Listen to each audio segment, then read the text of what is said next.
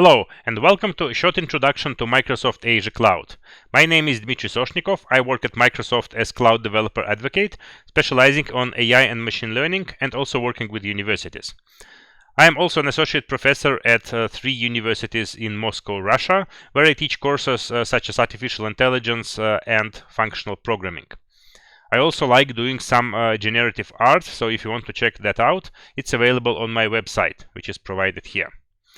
So today I want to talk about the cloud. The main idea is that the cloud is the way for us to abstract away where our software code runs. We want to be able to write a piece of code and say, I want this to be available as a web server, or I want to collect data from sensors, and without needing to worry about all the underlying details such as scalability, security, which hardware will it run on, and so on. Normally, if we have our own machine, we need to take care about hardware, then putting operating system on top of that. Then on top of operating system, there is some system software such as a web server or some software supporting queue mechanism for IoT. And then on top of that runs our specific code which we develop. And we need to take care of all that stack, and that is something we don't want to do. We want to delegate this away to the cloud provider.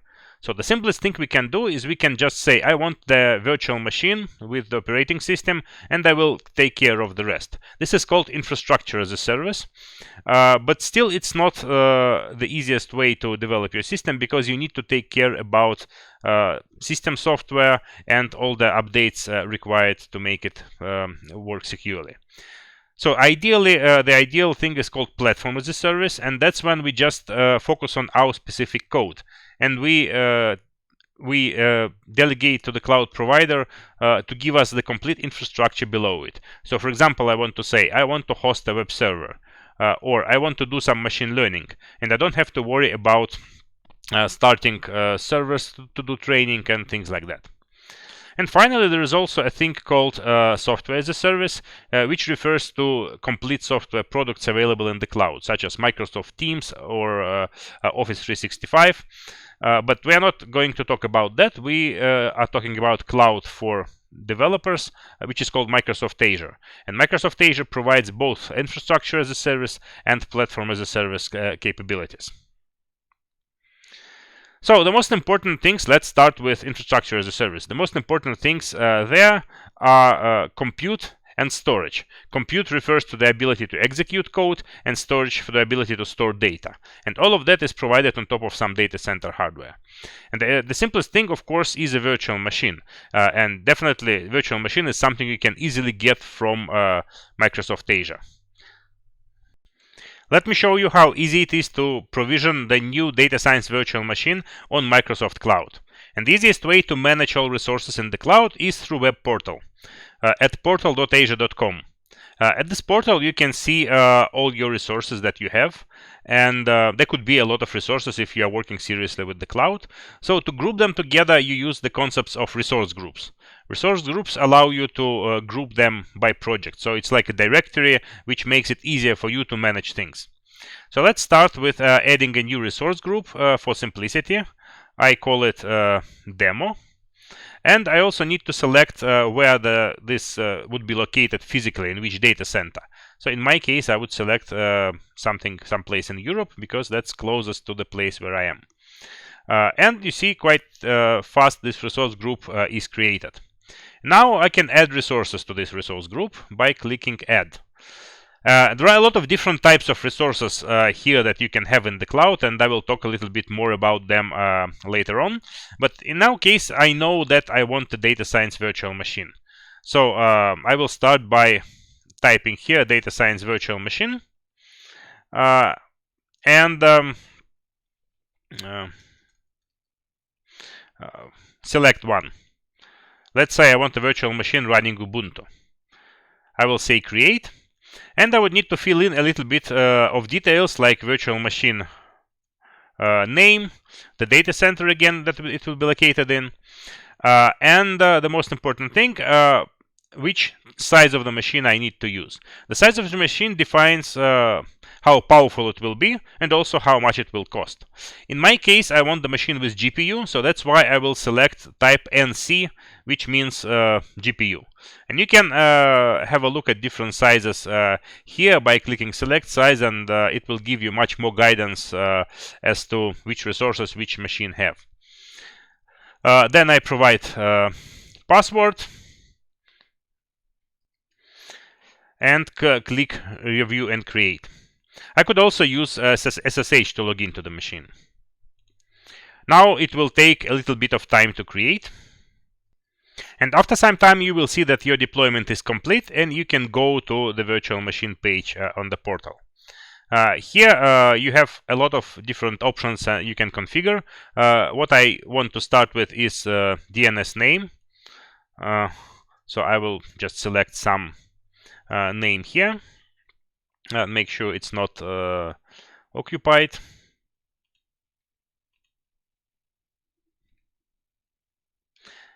And that's it.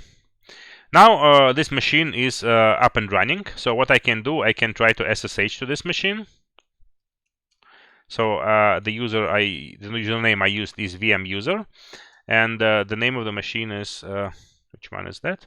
Demo VM13.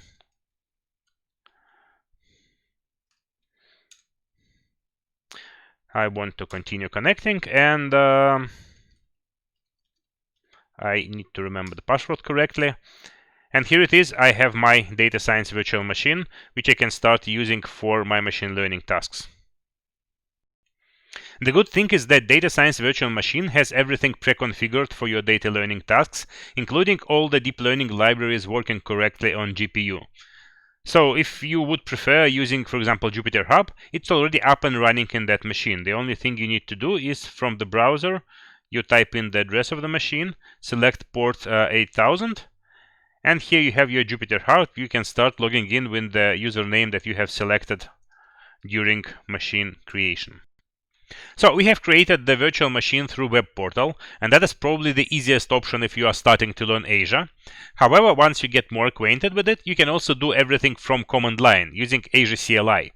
It is particularly useful if you want to create a script which creates all the resources required in your project, because this script you can then share with other people, put into GitHub repository, and have the repeatable procedure of creating everything. And I will show you how to use Azure CLI in a moment. Right now, let's discuss some other options for compute. In addition to virtual machine, sometimes you need to process a lot of information in parallel and to fire up a lot of virtual machines. There are some Azure batch processing capabilities in the cloud, which allow you to handle this pool of virtual machines as one entity and use them for your processing tasks.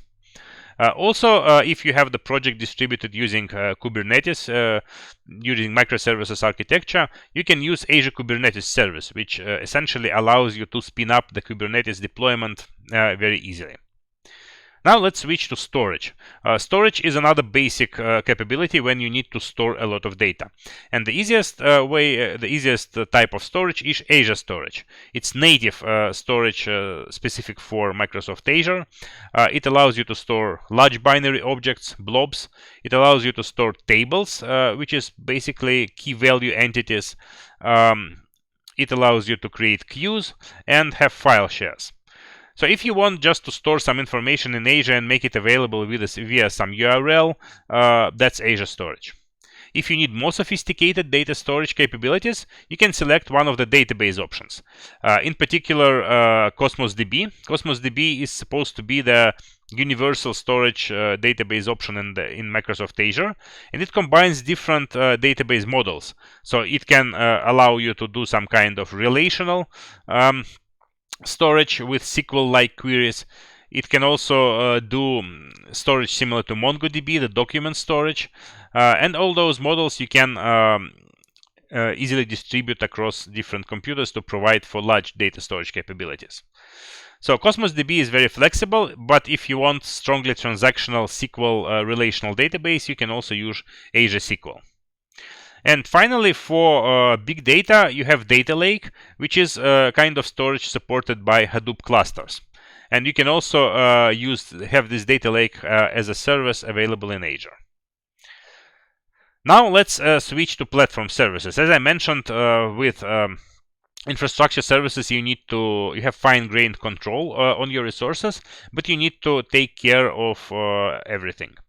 With platform level services, you just create the type of resource that you need. For example, if you need to host a web application in the cloud, you can use Azure Web Application Service. And let me show you how to do that. This time I will show you how to create a website using Azure CLI. Azure CLI should be installed at your computer for convenience. And then the first thing you need to do is to log in into Azure CLI. This AZ login command will open the browser window where you would need to enter your credentials. Once it's done, you can close the window and come back to the command line. I have many different subscriptions associated to my credentials, so I need to select the default subscriptions first. You would probably don't have to do that because you would have normally one subscription to Azure. Now let's deploy a website. Here in the current directory, I have the Node.js, simple Node.js site. It's the basically Hello World Node.js application, and I want to deploy it. So first of all, I would need to select the default resource group where I would deploy everything. You remember we have created previously the resource group demo, so I will use it. And now to deploy the website, I just use one command, az web app up. Means I want to bring this site up to the internet. Then I need to provide the name. Let it be Node 13. Hope this name does not exist. And then I want to open the site in the browser, so I would say -b. I click enter, and then I have to wait a little bit. So what happens now is that the current directory is automatically examined for the type of web application that it is here. It's automatically figured out that it's Node.js application. So the corresponding hosting environment is created, and current directory is packaged and deployed to that environment. Once it is done, the browser is opened with my newly created website, which might take a little bit of time to load because it's the cold start. If you look at the portal, like what corresponding objects has been created, you can see that website corresponds to two objects. One of them is Node 13, which is actually our website, and another one is the hosting plan, app service plan, which specifies how many actual hosting machines are used. So if you need to scale the site, you can just change this object, and it would be it would handle more resource loads. You can see that our website is in fact up.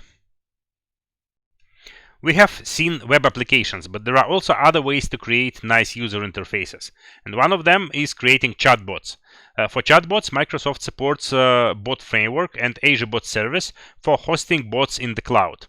The bot framework, the idea of bot framework is that you can develop the bot as the web service with request response logic, and then you can declaratively tie this up to different chat platforms. So you can have just one service and several platforms that it support. You would be able to use this bot from Slack, from Telegram, from many different providers if you configure them correctly. And also bot framework provides good programming abstractions to simplify creation of complex dialogues. If you want just some code to run in the cloud, or if you want to create some web service which would respond to HTTP request, you can use Azure Functions. Azure Functions are the simplest and easiest way to run a piece of code in the cloud which reacts to certain event. For example, to HTTP request, or if a certain object is placed in the Azure storage, Azure Function can automatically fire and do some processing. So with Azure Functions, you can build a kind of microservices architecture without worrying too much about how to deploy everything in Kubernetes, and even where this code would run on, because Azure Functions support so-called serverless plan, where you just say I want to run it, and you pay for the number of times the function runs, the number of resources it consumed. Then another typical problem that often arises is if you want to collect the data. If there are, for example, IoT devices which push some telemetry, the good way to connect them is to use Azure IoT service, IoT Hub, because it will handle automatically the increasing load. You don't have to worry about scalability. once the data is collected, you can process this data using some big data compute based on Hadoop cluster, or you can write a program which would process this data, but AIT Hub would act as the buffer to keep all the data until it's processed. Finally, for machine learning tasks, there is a specific service called Azure Machine Learning, which simplifies everything related to machine learning, training models, and so on. And for big data, there is a managed service called Databricks, which is essentially a Spark in the cloud hosted platform service, which gives you simple access to Spark clusters. Because machine learning is the topic that probably you would be dealing mostly with, I would say a few words about Azure Machine Learning. The idea of Azure Machine Learning is to have one workspace where everything is kept. So you create a workspace, and if you want to train the model, you put the data there. The data can be a data store if it's just raw data, or you can define a data set on top of it, specifying which fields there are.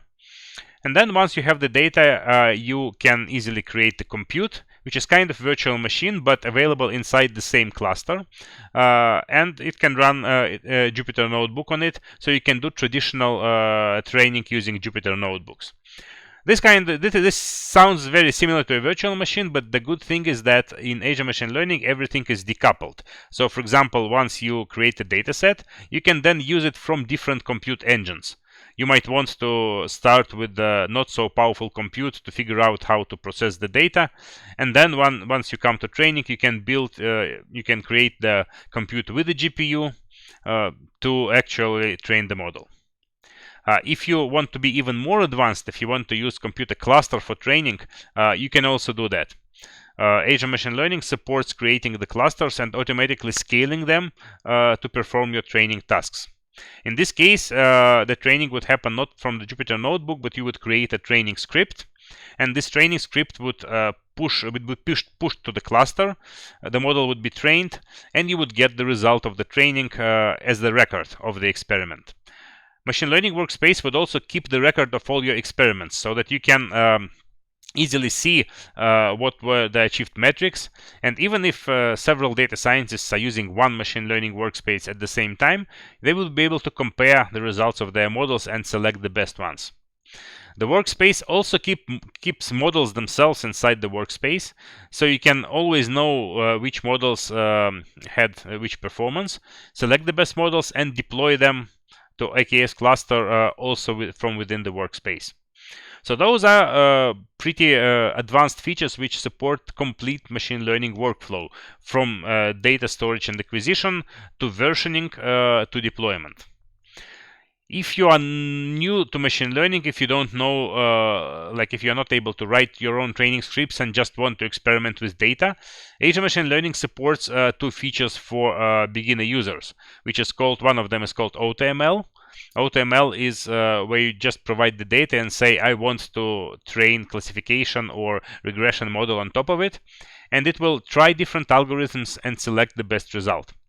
And also there is a visual designer with which we can define the workflow of data graphically and then execute it and see the result. Let me show you how Azure ML interface looks like. You would need to start by creating Azure Machine Learning Workspace in your Azure portal, and then you would be able to open the specific machine learning portal at ml.azure.com.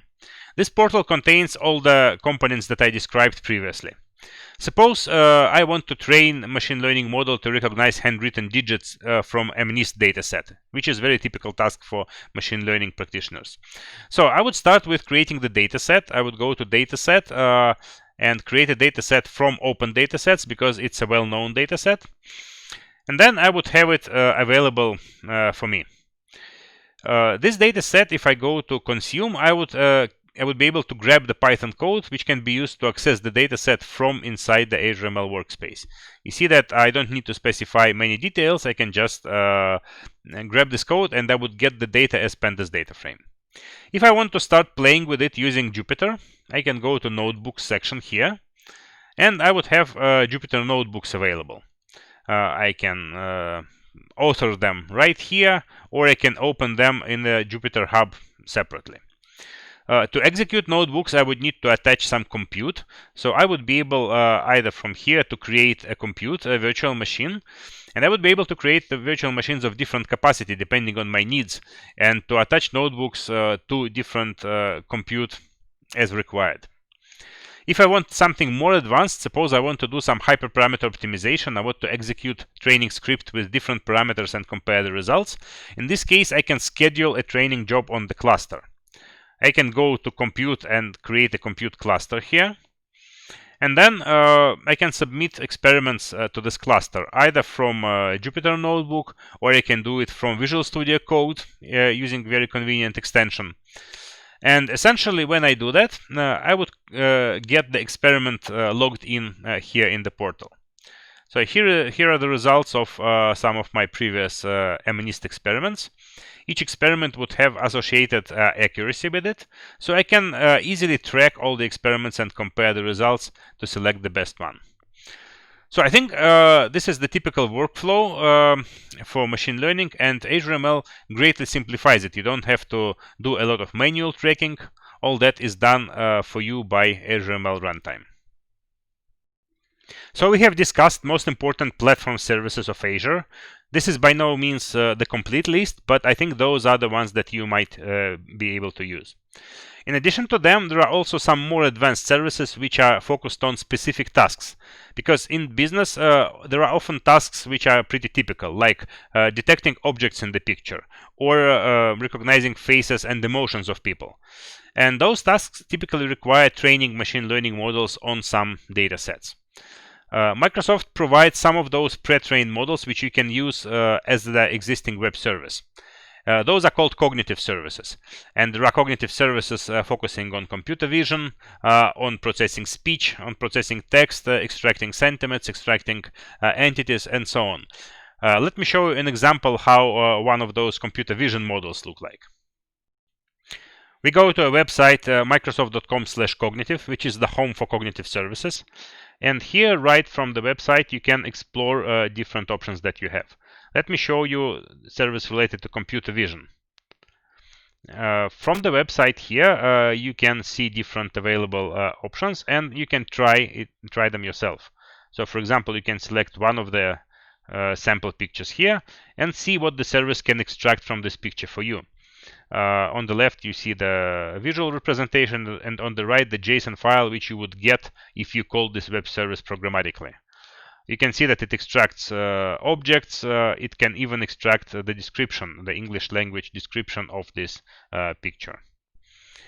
You can try to upload some of your own pictures. For example, I can try this one, and it would tell you the result. Dmitry Soshnikov looking at the camera. I am proud that cognitive services recognize me by name.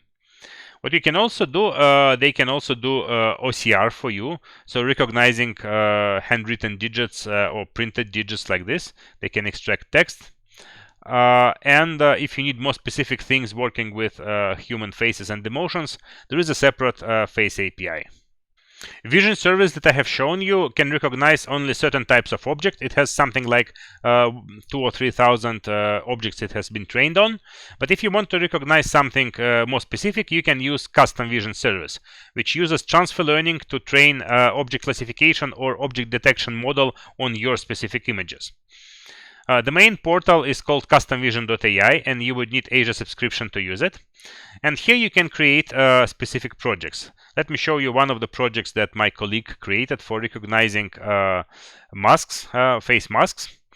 And here what you need to do is you upload images, and then you need to outline the objects you are interested in, either here on the portal, or if you have the existing data set, you can upload those images together with coordinates programmatically using the API. Once you do that, you can click Train and train the model. Here you can track also the accuracy of the model, and you can actually see how it works on some sample images. Let me find one image in the internet. I can then grab the URL from here, paste it here, and I will see how my model actually works. I have described services that work with images, but there are also services that work with text. They can do machine translation, for example, extract sentiment from text or the keywords. There are also services that handle speech. The most interesting ones for text are the ones that you can also train, the one which is called LUIS, which is used for extracting intents and entities from user sentences. It is typically used when building bots, when you want to match the user input to some intent. Also, Q&A Maker is a service which allows creating Q&A types of dialogues, which corresponds to searching a piece of text in some database. So all those services that I described are very powerful for people who know how to program, for developers. But there are also services for non-developers which can help to bring different pieces together to achieve more complex behavior.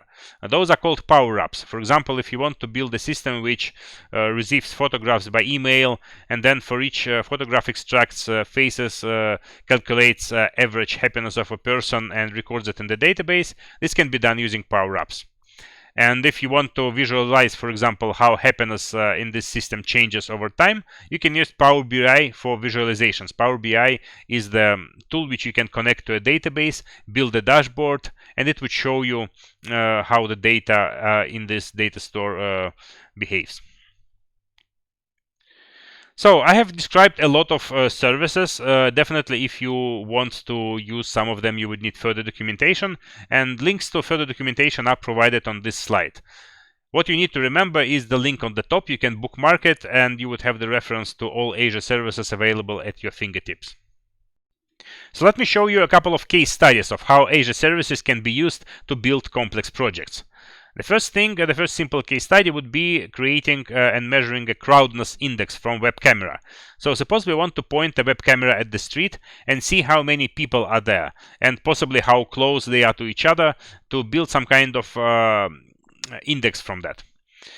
To do that, we need some model to recognize, to detect people in pictures. Built-in models cannot do it reliably because they typically detect people from front view. But if you want to detect them from different side views, we would need to train specific models. For that, we would need some kind of data set. For example, there is a Hollywood Heads data set from Hollywood movies.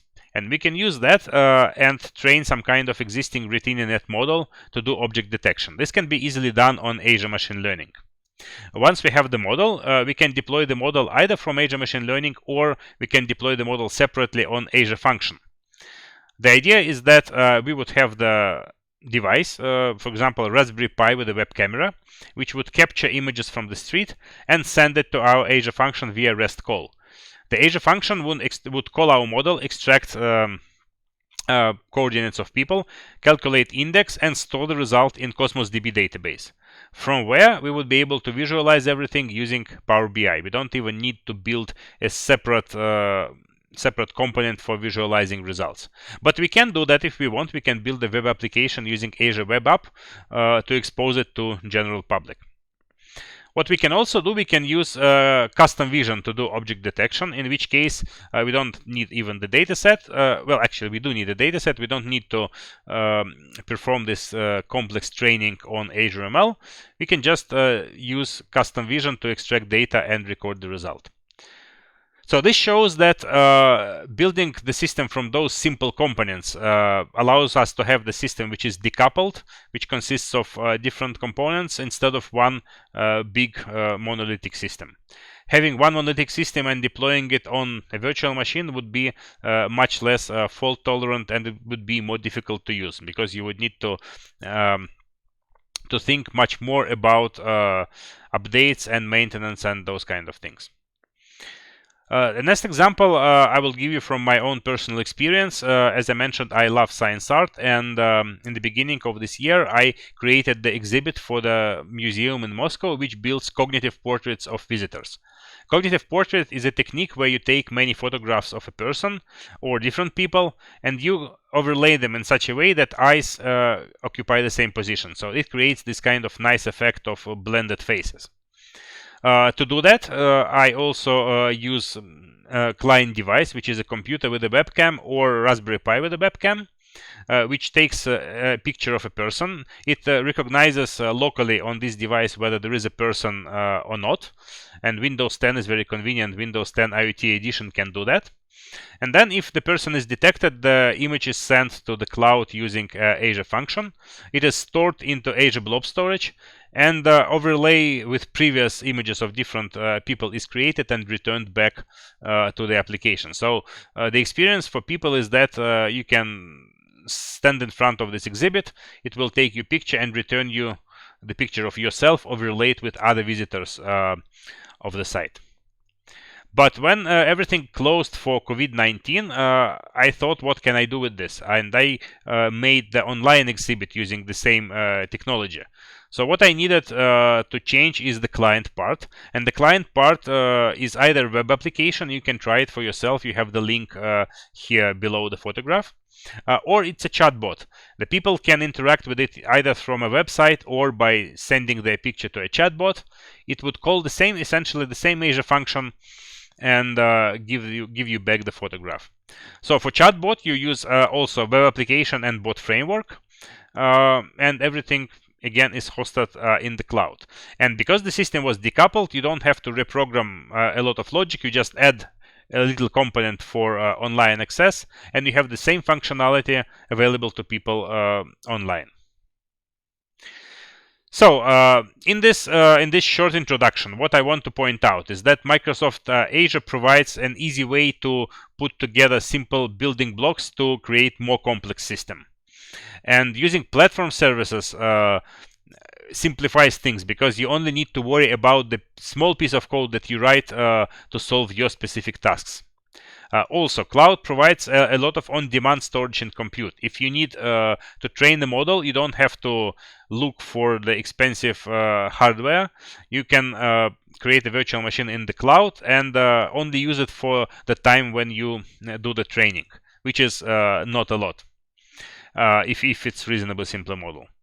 And also, when you are using cloud, whichever cloud provider and vendor you choose, try to look for platform services, because platform services allow you to concentrate on your code and keep away all the complexity related to security, scalability, and so on. Thank you for viewing this video. If you have any further questions after that, you can always reach me and ask me online. You have my website, and on the website I have provided all my contact information. Feel free to ask me if you have any specific questions on your projects. My name was Dmitry Soshnikov. It was a pleasure giving this overview to you, and I hope you find it useful and you enjoy using Microsoft Cloud. If you find something is not working well, please let me know. As a cloud developer advocate, I would be glad to pass this feedback back to our product teams to further improve our products. Thank you so much.